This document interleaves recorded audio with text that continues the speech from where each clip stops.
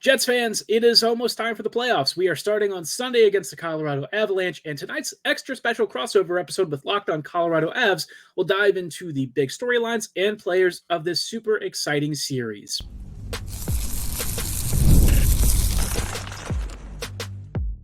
You're Locked On the Hockey Jets, your daily podcast on the Winnipeg Jets, part of the Locked On Podcast Network, your team every day. Hey friends, and welcome to tonight's episode of Locked On Winnipeg Jets, part of the Locked On Podcast Network, your team every day. I'm your host, Harrison Lee, an avid Winnipeg Jets fan and an online blogger.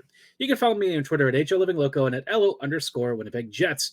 As always, thanks for making Locked On Jets your first listen of the day every day. If you like what you're hearing, be sure to like, follow, and subscribe on all of your favorite podcasting platforms and YouTube. Doing so, of course, is always free of charge and ensures you never miss another episode. Most of all, though, we just love and appreciate your support. On tonight's episode, like I said, though, we've got a very special guest, co-host Kyle Sullivan from the Locked On Colorado Avalanche podcast, diving into big storylines, major players, and some of the surprisingly underrated storylines from this upcoming postseason run between the Jets and Avs. Before we get ahead of ourselves, though, I do want to shout out our friends and partners at Monopoly Go. I admitted I have a competitive side, and I am a big fan of Monopoly Go because it's the mobile the mobile take on a classic formula that allows me to join my friends and compete with or against them in big tournaments for big prizes. You can join me and download Monopoly Go for free right now on the App Store or Google Play. Now, like I said, we have a lot of Jets coverage and Avs coverage to get through. This is a great two-sided perspective, so without further ado, let's welcome our special guest, Locked On Avs co-host Kyle Sullivan. Jets and Avs fans, welcome to tonight's special crossover episode between Locked On Colorado Avalanche and Locked On Winnipeg Jets. I am joined by Kyle Sullivan from the Locked On Avs show, one of the co-hosts of a great program. Be sure to give them a follow. They cover the Avs closely, and so if you want the Denver Rocky High perspective, be sure to give them a listen. Of course, though, we're going to be running through a number of topics like you heard earlier. We've got big storylines, we've got some of the top players, and we've got some major X factors heading into what many predict to be one of the tightest run and closest playoff series, and maybe even one of the most exciting of the entire playoffs. Of course, just had to be round one, because what else would you expect from the NHL? Kyle, tell us a little bit about some of the biggest storylines that you think are really necessary for Jets and maybe even some Avs fans to think about before the playoffs kick off on Sunday. It's one of those things. And again, Harrison, it's an honor to meet you, and it's a pleasure to be here. I'm excited for this series because the Avalanche this year, it's one of those quiet things with all the storylines going on in the NHL, the franchise records and the records that Nathan MacKinnon was chasing at one point with the point streak at home with Wayne Gretzky, and what Cale Makar is tallying in franchise records for the Colorado Avalanche, which is a prestigious history, by the way, with Joe Sakic and Peter Forsberg. And they are casually taking these records and owning them. And it came to culmination this season. So going into the playoffs, yes, it's been a little bit of I know you can look at the record and everything that's gone on for the Avs, and you can potentially see where this Avs team could be. It's a little bit of a disappointment not to win the Central or have a little bit of a better season than anticipated. So me and my co-host Chris Maselli, we have talked about flipping that switch when it comes to the playoffs. And you hope this high-powered offense that the Colorado Avalanche have can do that in the playoffs. And that's something that we're looking forward to, number one. Perfect. And kind of touching on the expectations for the season, I think looking at this team as a former champion relatively recently, coming into this year, what did Avs fans think of this team, and have those expectations been met, or has it kind of been a little bit more modest? All right, we're gonna plug in the PlayStation or the Xbox here, and we're gonna have a fantasy draft. So what if I told you I had a team of Nathan MacKinnon, Mikko Rantanen, Artturi Lehkonen, Jonathan Drouin, Ryan Johansson, Tomas Tatar, Ross Colton, Miles Wood, and you'd have Cale Makar and Devon Toews at the backstop. You would feel pretty good about your chances. Well, fast forward to now, Ryan Johansson and Tomas Tatar are no longer part of this team. Jonathan Drouin pulled up kind of limp at the end of game 82, so we'll see what that looks like going into the playoffs. But this was a fantasy roster, and you felt fired up for what this team could do. And they started off the season relatively hot and then got cooled off and really cooled off after the All-Star break. And then with some trades that were made at the deadline, the acquisitions of Casey Middlestead and some depth pieces, the Avs started looking good again and then cooled off again. A roller coaster season made it impossible for you to get a firm grasp on what this 23-24 team looks like and what you could anticipate for the rest of the year. Yeah, I think Jets fans actually know a lot about that. We had last year, let's just call it the January collapse. That'll live in the minds of Jets fans forever. Bones had a great start to his Jets tenure, and then by the end of the season, he was publicly calling out players in a very surprising press conference. And, well, sounds like the locker room didn't take that well. I hope that has not happened for the Avs recently. There were comments made of you players that go out there and think they know what they're doing, and they don't. And you have those little locker room comments from locker room leaders calling out members of the team, and then the team go through the trade deadline, and players come in, players go out. Ryan Johansson still has not played for after his trade. So it's interesting to see, and it's one of those that you'll be looking for the 30 for 30 on the story of the season, what really went on in that locker room, because there were some call outs and some challenges, and this team has to get to playing at some point. So yeah, we've been there. Yeah, I think somebody is preparing a cage match with Lekkonen's dad. I think it was Lekkonen. Yes. I'm pretty sure it was his dad that was apparently saying some controversial stuff on social media and Finland news. But of course, Jets fans are not exactly immune to that. We're pretty used to locker room drama ourselves. Thankfully, this year, I think it's kind of gone away from that. And, heading into this playoffs, I would say it sounds like the vibes are kind of, okay with the Avs, maybe a little bit waning. I think for the Jets, we were kind of in that, that same box a few weeks ago, 6-game losing streak. Things felt pretty grim. And then all of a sudden, the Jets make a couple of line changes, and they're back to winning 8 straight. So things feel pretty good. I'll say that this season, it's been an interesting thing. But I don't know if you've caught any of the Jets games. Did you have any thoughts from what you've seen of them so far? Well, see, I'll tip the cap where it's due. The Winnipeg Jets have swept the season series with the Colorado Avalanche, and the last meeting against the Colorado Avalanche, you hung a touchdown on the Colorado Avalanche. And it's one of those that the season was locked up. You basically had an idea on where everything was going to fall, and it's what we call preseason for the postseason. And you have the chance to really get a fine tune on what you're going to look like in the playoffs. And you absolutely look lifeless. Went through 2 goalies in a lifeless display. It's not really something you could hold as a positive going into this series, possibly facing the Jets for 7 games. How do you feel optimistic? Especially, honestly, I'll just hide the jersey for a second. Connor Hellebuyck is one of the most incredible goalies in the league right now, and gets kind of overshadowed by Vasilevsky because of the hardware and all the hot goalies for the minute. But Connor Hellebuyck is incredible, and I absolutely love his game. And for the Avalanche and their goalie situation, facing a solid goalie in Connor Hellebuyck, it's a tall task to look at, especially on the Colorado Avalanche side. And I think the other concern is, even if you were to get to Hellebuyck, then you run into Brossoit. And, everyone kind of looked at the Bruins last year with Ullmark and Swayman as the model for, how you build a goaltending tandem. Jets do it a little differently, but I would say, it's been pretty good this year. And I think, what really fascinated me with the last game against the Avs, Colorado, always one of those teams that has generally torched us. The amount of rush chances and counters that you guys create against the Jets tends to be, let's just say, a little bit of a fun experience. If you were a Winnipeg fan a few years ago and you watched the team and how they used to defend, Colorado basically considered us a welcome mat. So seeing, the Jets and Avs both likely to play a pretty close series. I think any Avs fans that are thinking, oh, the Jets are going to run over us or whatever in the first couple of games, I'm not expecting that. I think that was probably more of a freak occurrence, maybe something to kind of wake the team up a little bit. But, from the Jets' perspective, I don't want to say that we're just happy to be here, but I think, expectations are modest, right? People have been down this road with the Jets team before. 17-18 was the real team that really felt like it was a cup winner. I know I had probably penciled, a sketch somewhere of the Jets and all of their players on the Stanley Cup itself. And then, of course, Washington won that year. Thank you, Marc-Andre Fleury. That was great. I think I'm still not quite over that. I love him, but I'm still not quite over that. But this year, I think folks are feeling pretty good about the team, and I think there's an I would say cautious optimism. The Jets are selling the stadium out again, and they hadn't done that for a while. So I don't know what it's like with Colorado fans. Are they feeling at least a little bit more confident? I know that this has been a bit of a rocky series, but what's the general sentiment heading into this series?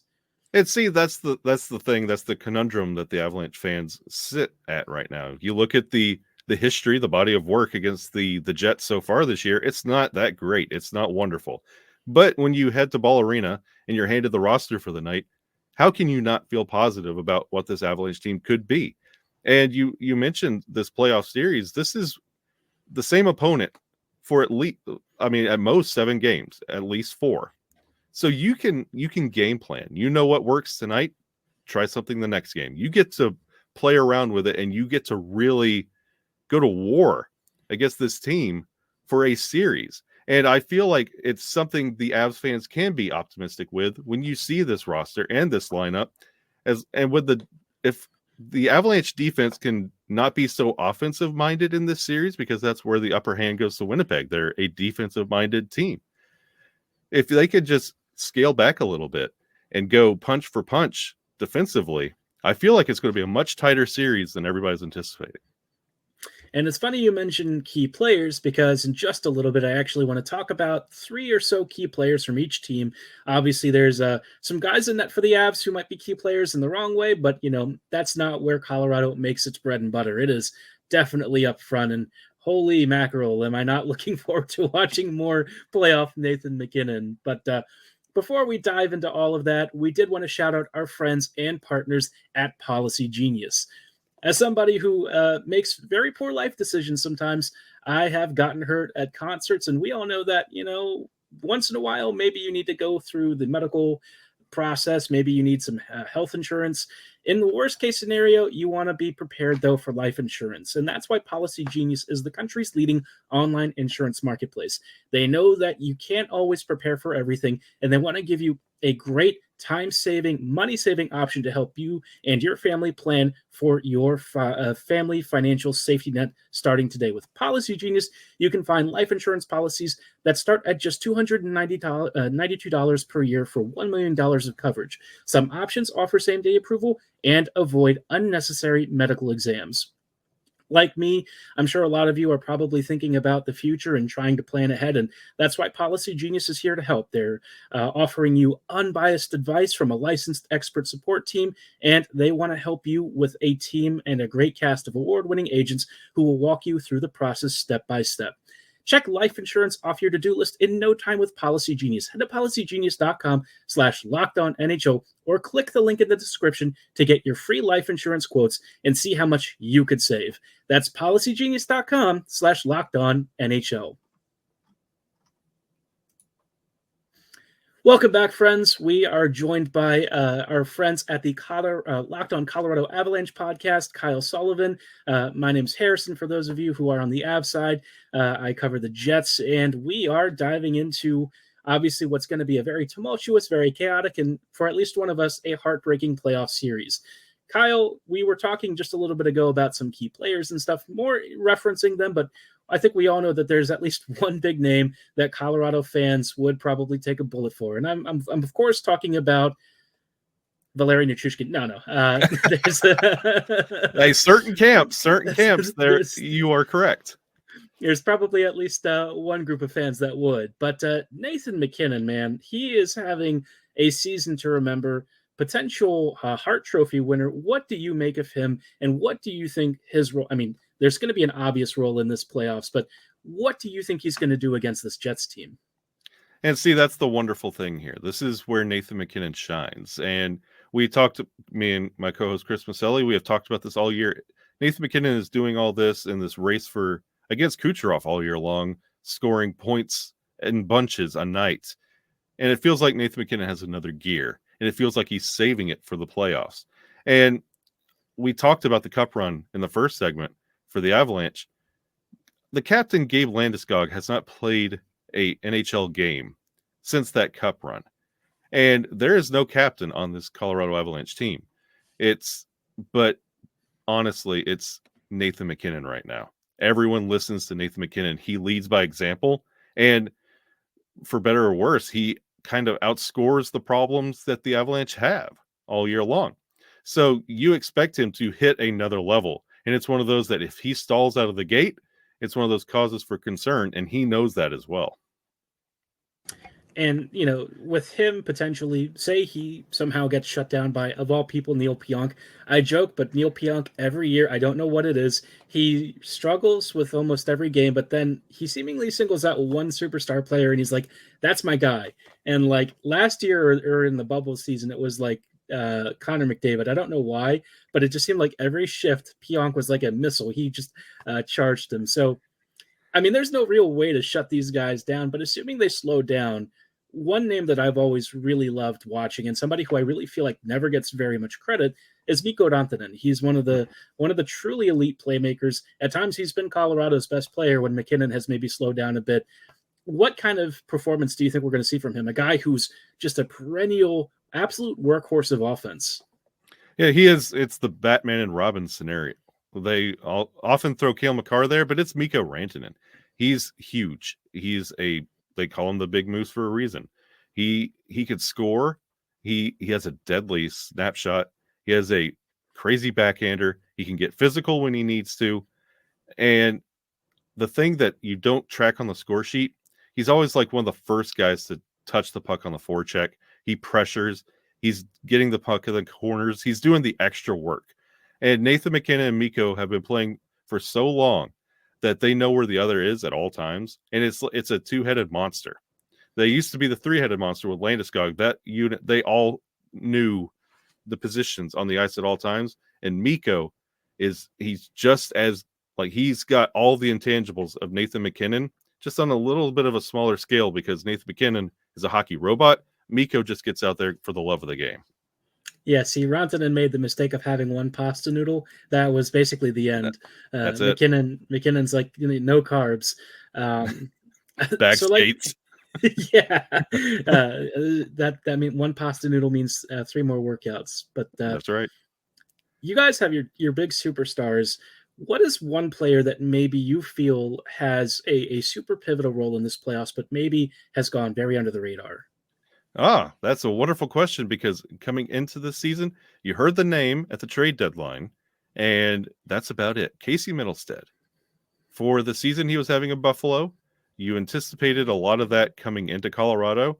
The ever vapid 2C position, it's almost like the drummer for Spinal Tap. You kind of just disappear once you become the 2C in Colorado, other than Nazem Kadri, but you want to see Casey Mittelstadt take that step up and take that level of ownership to that position and really carry the next wave of Avalanche offense in the playoffs. And it starts and ends with Casey Mittelstadt. Yeah, I think the Jets have kind of struggled with a similar question. You've seen our center depth is technically good on paper, but I think a lot of people look at it and they're like, you don't exactly have a Nathan MacKinnon. You might have somebody who's kind of in the Rantanen tier, but even then, that guy, which is Nick Ehlers, doesn't actually get that much ice time. So in a lot of ways, the Jets have kind of had to do it, I would say more piecemeal, right? More by committee. And that's where I think the Jets have maybe done well to adopt that more defensive strategy. I think that's been a big play for them. But, kind of on the other side for the Jets, the closest thing we have to Nathan MacKinnon is really Mark Scheifele. And he's an interesting guy. I've seen him dominate shifts. I've seen him be a game-breaking presence, and there was a reason that years ago he was part of that magical Team North America. But I think a lot of times people overlook him because he just doesn't backcheck, or at least he didn't at one point. I always knew that it was one of the situations where he just chose not to because he wasn't happy with stuff. Seems like he's more settled now. He's on a line that I can't say I love, Connor, as much as I love Kyle Connor, he's a fun player. He and Scheifele are kind of like oil and water. It's not a great mix. They may score some goals together, but in terms of some of the other work, you've seen Colorado and other teams sort of hem them in. That is, for me, at least one of the many concerns that I have playing a team that is as skilled and as good at passing as the Avs are. I think that is, let's just say, it's not my favorite matchup. But and you know what? I completely agree with you. Watching Jets games this year, the Scheifele Connor combo often reminds me of the Western Conference version of Jack Hughes, Nico Hischier in the Eastern Conference for the Devils. Like, they are great individual players that just, for some reason, there's no reason they don't work that well together, but they work great individually, and that's where they thrive. It's interesting. Yeah, and I think one of the other guys that I've sort of circled for this particular playoff run, and a player who I'm really hoping kind of steps up his game a bit, it's got to be Sean Monahan. I know that Monahan was, if you look on the counting stats and stuff, he's been very good, and I think he's the kind of player who's a better complementary piece than he is, a driver. But for him, I think having that extra level of 5v5 play, really driving results, pushing forward, could honestly help the Jets a lot. I think he's been nice, and especially on the power play, but in terms of that next even strength level, it might be sort of in that Casey Middlestat where he's doing a lot of the small stuff and he's also scoring loads. But in terms of like just driving those shifts, I haven't seen it from him yet. I think Tyler Toffoli's probably been a little more noticeable there, but I'm still waiting for Sean to really hit maybe another tier. And it's weird to complain about because he was only a first round pick and he's been great. Like, I really have no complaints, but for what it's gonna take to go against a team like Colorado that's been there, that has a championship title, you're gonna have to have your A game. And I think that's where I sort of wonder which version of the Jets really do show up. Yeah, that separation of who can start a play and get it going. Like, we know you can finish the play, but who's going to get it going, especially against a high caliber playoff opponent? I completely agree with you there, and I can see where you're coming from. Yeah, and I think ultimately, this series for me comes down to one player in particular. You mentioned him earlier. It's got to be Connor Hellebuck because, Georgiev and Annunen, bless their hearts, they try. But in terms of the goaltending matchup, where you guys have McKinnon up front and arguably, Makar when he's feeling it, the Jets have the guy in net. I just feel like I slighted Josh Morrissey there slightly. I feel like I slightly disrespected him. He's been like one of our best skaters, but in terms of guys that, I would basically, if I had a firstborn and they were in a tornado or something, there's one man that I would trust to keep them safe. It's probably Connor Hellebuck. But I think he, for me, is probably not only the biggest player for the Jets, but maybe even Winnipeg's biggest storyline. Now, playoff Connor Hellebuck hasn't always been up to par. There's been games where he's been a little more mediocre. I'm curious to know if he's going to get solved in this postseason. He's been, pretty lights out for the regular season, but the playoffs, they can be a different animal.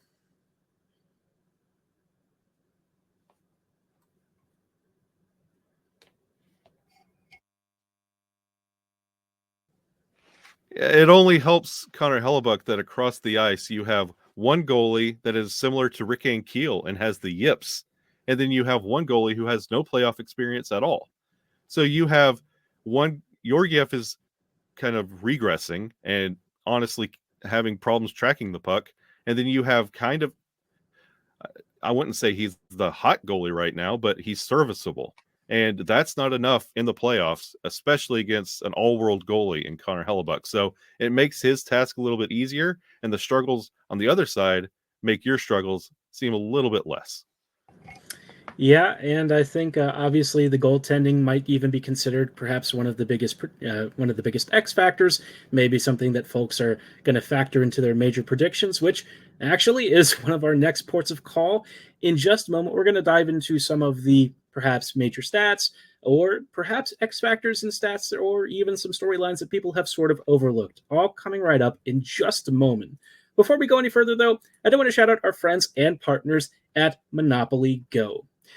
Of course, when it comes to being competitive, we all probably yell at each other when we're playing games. I know I get competitive in FIFA. I probably call my opponents not very nice things once in a while, but it is what it is, right? Kyle, I don't know if you're a particularly competitive player. I don't know if you get into that mode.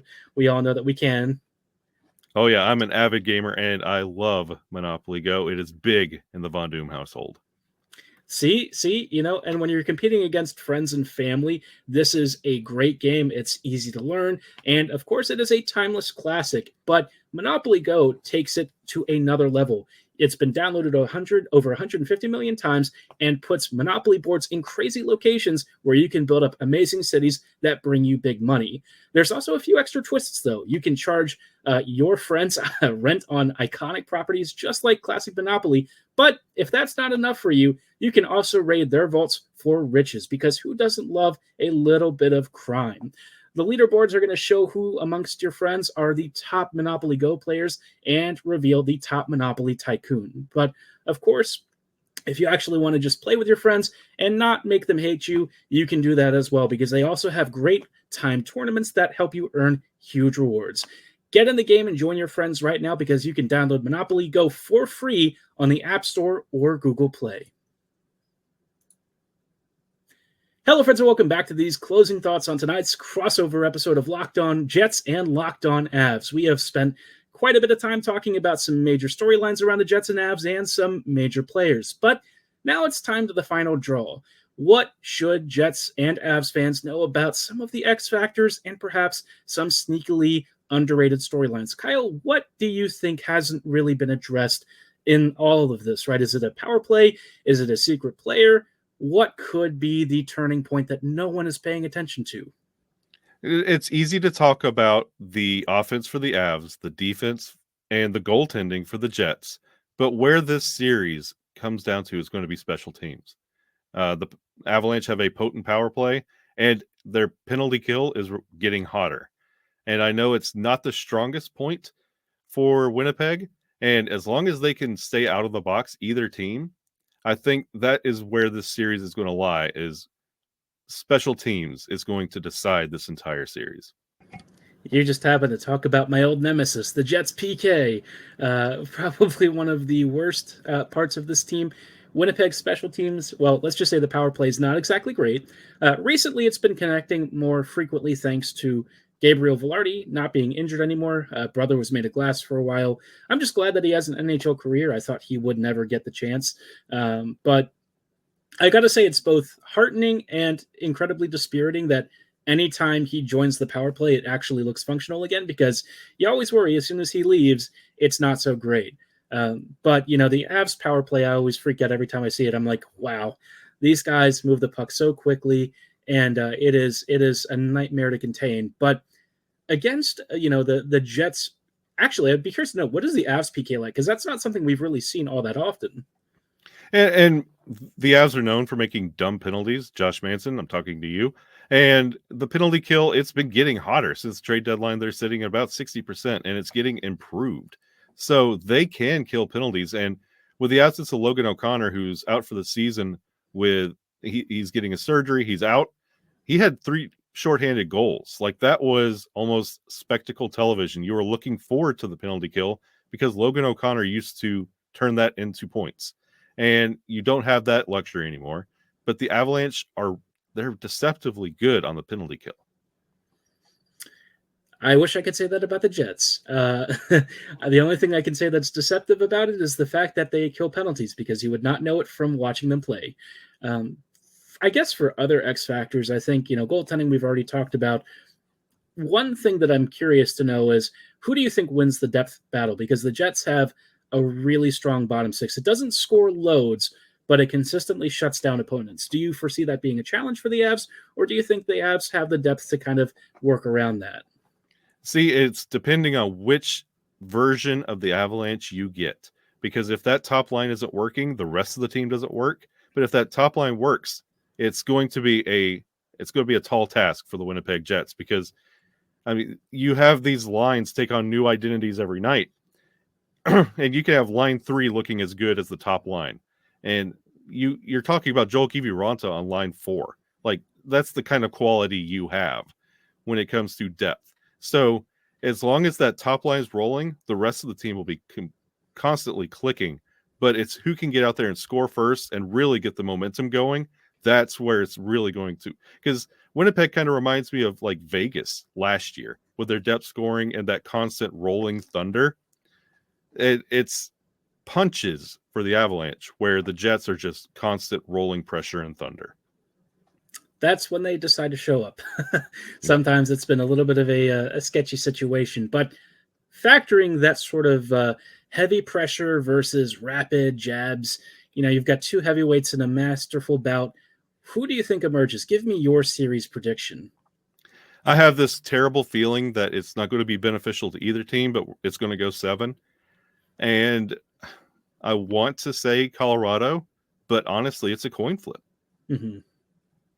Because I feel like this series is going to exhaust whoever comes out of it, and then you're going to get the winner of Dallas or Vegas, and that's not going to be good, which I feel like could be a quicker series. So it's honestly try and get out healthy and get out quick in this series, but the way these two teams are constructed, I don't think that's possible. Yeah, I think I've got the Jets in 6, and that's probably as soon as I would say. I would not be surprised at all if it goes the full 7.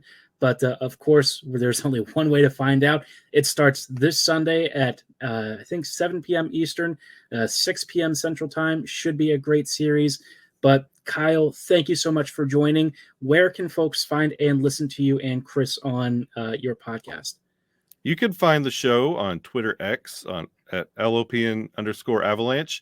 You can search Locked On Avalanche on Instagram, Threads, Blue Sky, YouTube. You can find us there, and it'll direct you to our YouTube or wherever you get podcasts.